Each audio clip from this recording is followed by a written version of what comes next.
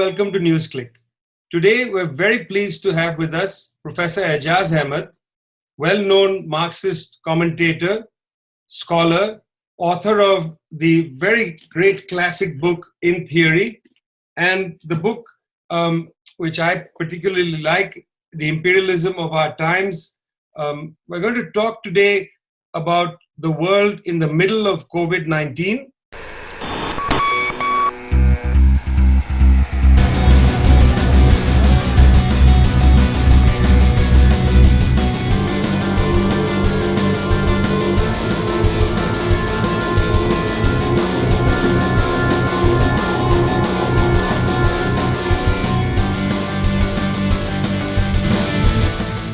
Ajaz Ahmed, welcome to NewsClick. Thank you very much. Well, it's a very curious time. We have this global pandemic. As we speak, 5.2 million people infected by the disease. And yet it seems in the middle of all this, despite the UN Secretary General asking for a ceasefire, the United States seems to be ramping up its belligerence against Iran, against Venezuela, and against China. How should one start to understand the behavior of the United States government in the middle of something where we should, it seems, be focusing on the health issue and not on war? First of all, as you well know, the US administration, Trump himself and people close to him, were extremely reluctant to start with to recognize the magnitude of what was coming. And it is really because of their negligence and belligerence on the front of introducing the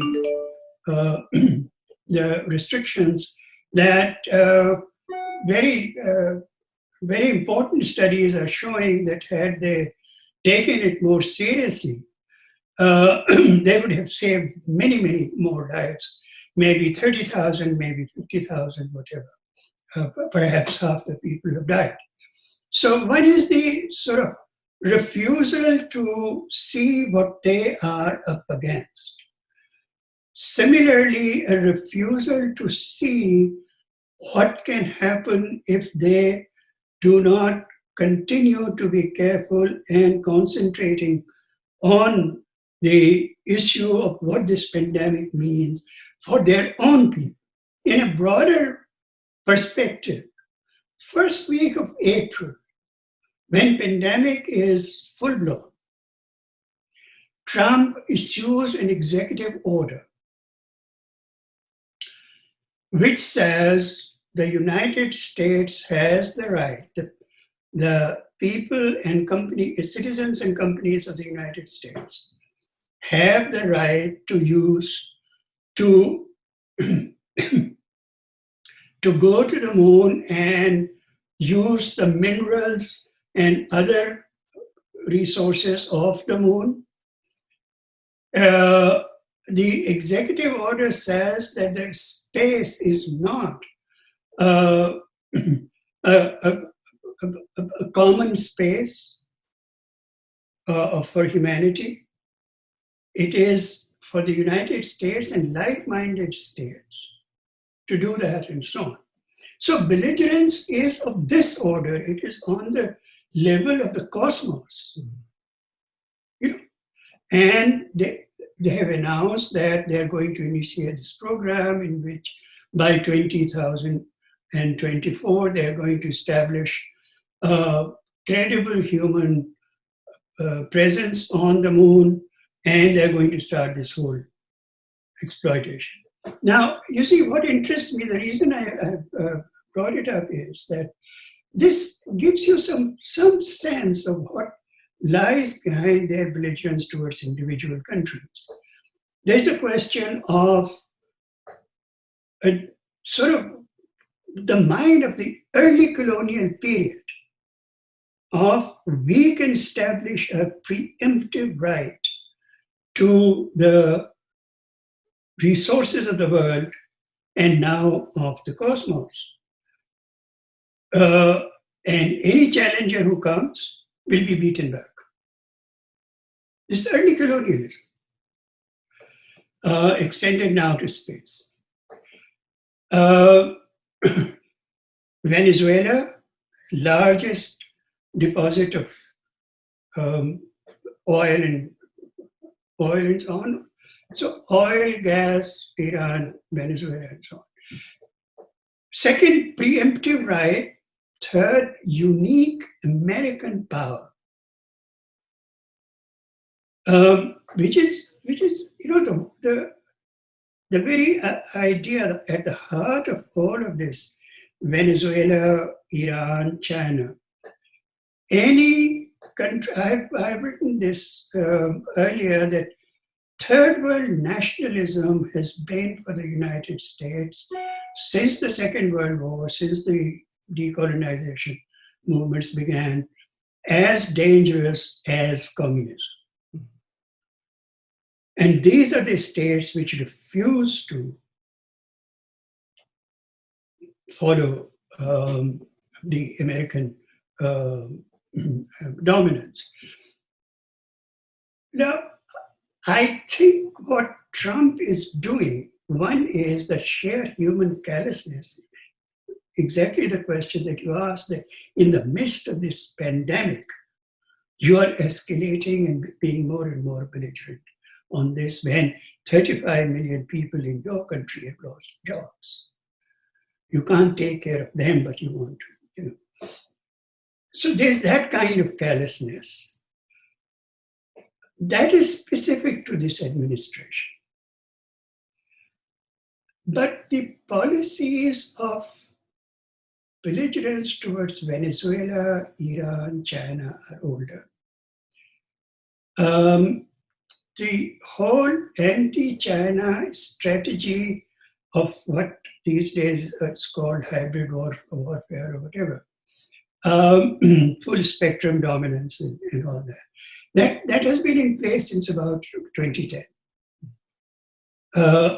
As soon as China made the kind of breakthrough across the front of technology, economic production, industrial development, etc., so that the so-called pivot to Asia was actually Obama.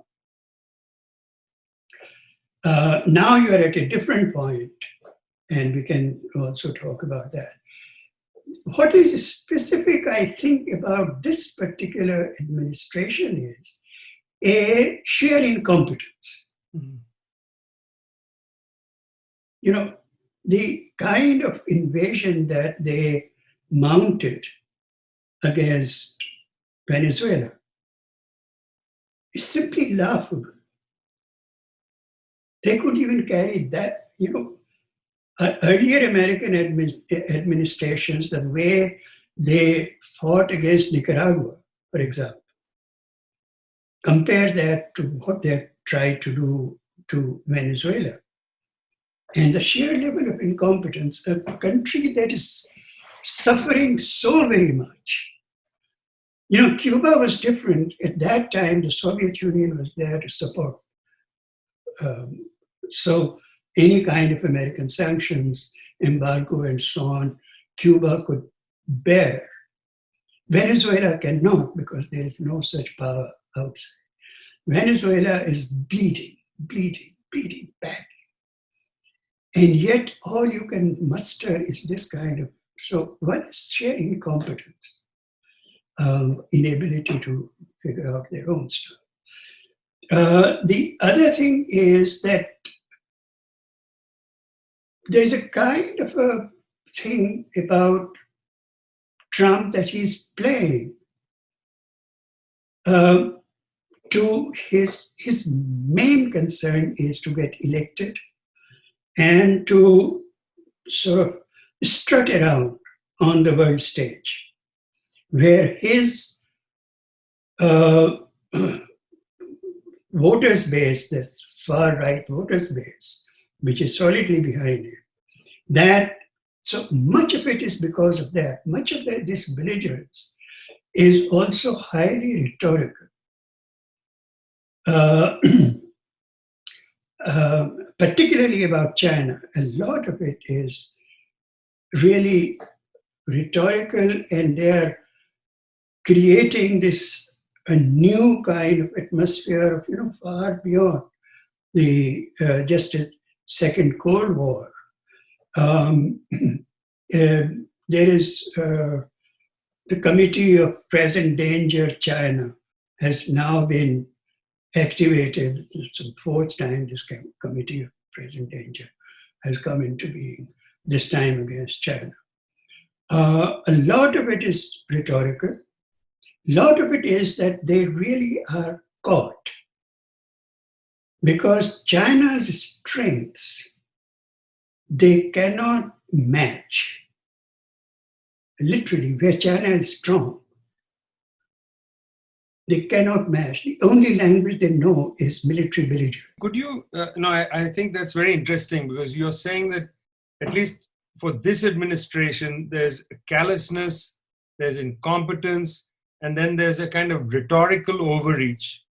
But I think that you've said something, I think, which needs a little more for people who are listening, which is when you say that there are these strengths of China, which might be a barrier to this kind of imperialism. What are some of those strengths and how should one understand them? Very obvious one, which everyone talks about, which is it is the only truly productive country in the world. It is what America some 70, 80 years ago used to be. That's where China is now. That is where Britain was in the early parts of the 19th century. It is the only truly manufacturing industrial country in the world where everybody, and so on. And there is no stopping that. That can only. Secondly, China has now developed a very interesting combination of increasingly dominating the world market, and at the same time expanding the home market at a very rapid rate. So that in some areas of production in China now, wages are higher in some parts of Europe. So that, the fact that they have that big home market and they're constantly expanding that home market because of, rising incomes and wages and so on. There is that. The cutting edge, but there are certain things people don't talk about all that much. Cutting edge technologies. China is bypassing the United States increasingly, very much. The great scientific, technological base that they are creating. China has now a larger scientific intelligentsia than any other country in the world, not just larger. China now has, one of the measures of it would be that within the last 10 years, China from being 10th or 12th is now the leading power in the world in the number of patents they got last year. 4 times as much as the United States. So, in the cutting edge technologies, China is forging far ahead. Now, this is not something small. Technological monopoly is one of the absolutely central monopolies that the Western powers have had against the rest of the world. If you can break through that and go to the other side and start dominating the whole range of technological fields, the kind of public education that they have, any number of actual tests that have been done on a multi-country level. About 2 years ago, there was a study done where students from all the advanced countries, including China, 15-year-old kids. They were given the same exams and so on and so on. Shanghai-based kids were much ahead of any of the American kids. Hmm. So you have a very different, and so that shows you the trajectory of where Chinese, this is their strength towards the future. These very kids, 10 years from now, 15 years now, will be the middle ranking scientists and financials and so on and so forth. So these are the strengths. Mm-hmm. And at the same time, what they have is a very different kind of coherent foreign policy, which is above board and based on mutual advantage. Americans know how to dictate, and military, this, that, and the other. What the Chinese are doing is, because they have surplus capital, because they have immense amount of technological know-how, they can go to multiple countries, dozens of countries, and say, we can give you finance, we can give you technology. And in lieu of that, these resources and so on. Therefore, China, whose main problem is, really the main problem is its vulnerability on the front of all kinds of resources, including energy resources. That's what where the weakness is for China. Mm-hmm.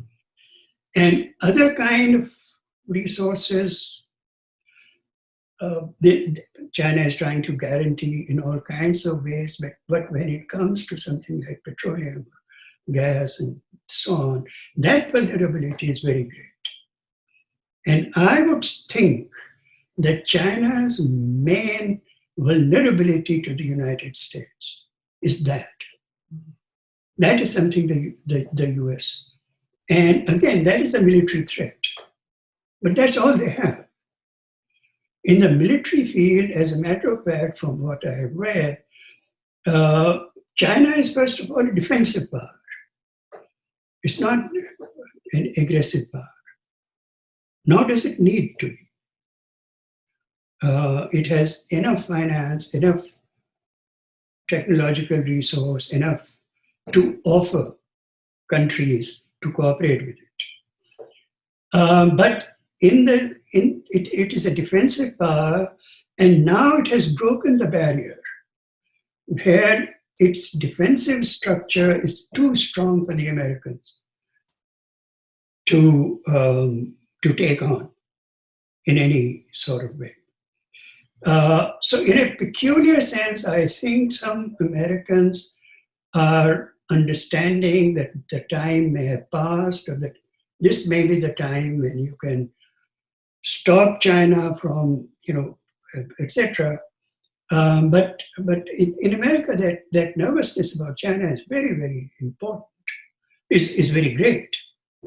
So this administration turns it into this very vulgar kind of belligerence, which plays to the white supremacist electoral base inside. So how much of it is bluster and how much of it is real is very hard. You're right. As you said, there is a rhetorical overreach in Mr. Trump in general. On the other hand, the Indo-Pacific Command, which is the US government's military arm in that part of the world, had published a new article called Regain the Advantage, which is a concession that there's some drain of power and that somehow the United States needs to regain the advantage.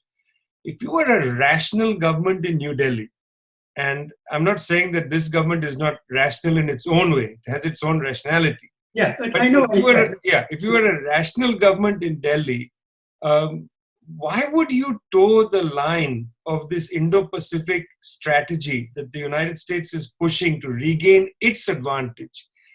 Who's lining up behind the US Indo-Pacific strategy? It's Japan, which is basically a client state of the United States even now, Australia, and India. Right. What is India doing? You see, You see, two or three things I would say. One is that this again is nothing new. This Quad was formed some 10 years ago, or a little more perhaps. At that time, China was also weaker compared to today. It was already, on its way, but it compared to today, China every 2 years the scale of power changes in China. And now it is becoming increasingly more crazy to be in that. So they're caught. On the one hand, these are far right guys, Bolsonaro and Modi and these guys. This kind of, essentially the axis of evil in the world today is really the United States, Israel, and India. So far as states are concerned, the governments are concerned. But they're caught. There's a logic of capital. This is also the government that is very keen to become a full member of the Shanghai process. This is a government that, again, India just doesn't know what to do with China. And again, the only thing they know is to work up the boundary dispute. That is not the game China is going to play with you. You do something irresponsible, they'll punish you right there on the spot. But there will be no rhetorical escalation. So the Indian government, as it is constituted, its entire mentality takes it into this Indo-Pacific Command and so forth. It's a very dangerous game that they're playing. At the same time, there must be sections of the Indian bourgeoisie and the foreign service which want to have a normal relationship. People like Ambani and so on want Chinese to come and build their factories. So India is caught in a contradiction in this. And it doesn't know how to live in its own neighborhood. It has never known it. This government is the worst in that regard. India has never known how to live like a decent member of that community of South Asian states in which it is very powerful. Great phrase. India doesn't know how to live in its neighborhood. I think we'll come back another day and pursue that, make that the centerpiece of the conversation, India and its neighborhood. Very illuminating on the United States, particularly on Trump's incompetence, belligerence and callousness, but also rhetorical overreach. And of course, on the nature of the Chinese experiment and where it's going. Professor Ajaz Ahmed, thanks very much. Thank you very much. Thanks a lot.